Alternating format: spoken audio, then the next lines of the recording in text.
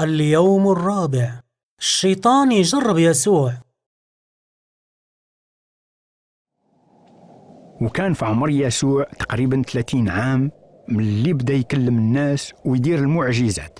ورجع يسوع من واد الأردن وهو معمر من الروح القدس اللي قودوا للصحراء، وتما بدا يجرب فيه الشيطان مدة 40 يوم، وفي ديك الأيام ما كلا حتى حاجة وهو يجيه الجوع.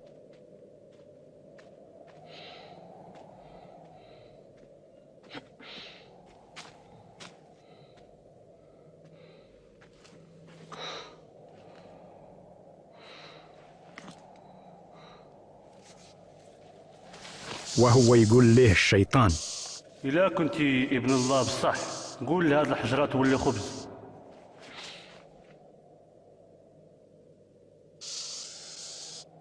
كيقول كتاب الله: ماشي بالخبز وحده كيعيش بنادم، ولكن بكل كلمة من عند الله.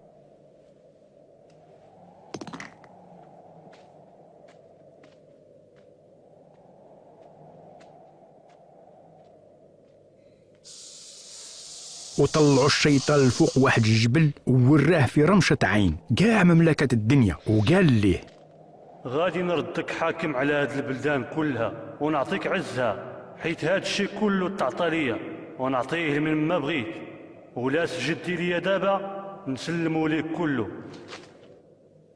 كيقول كتاب الله: للرب الإله ديالك تسجد وهو بوحده اللي تعبد.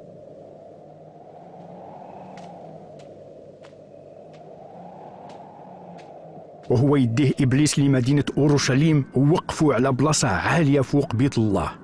إلا كنتي ابن الله ارمي راسك من لهنا لتحت، حيت راه الكتاب كيقول الله غادي يوصي الملائكة ديالو عليك باش يحفظوك، وهما اللي غادي يهزوك بين يديهم باش ما يمسوش رجليك الحجر. الله كيقول: ما تجربش الرب الإله ديالك.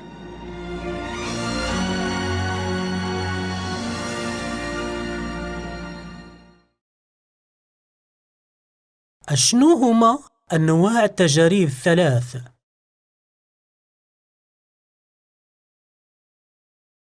كيفاش تجاوب يسوع مع كل تجربة؟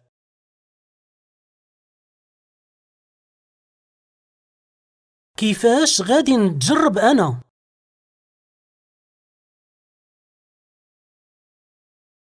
وكيفاش غادي نتجاوب مع التجربة؟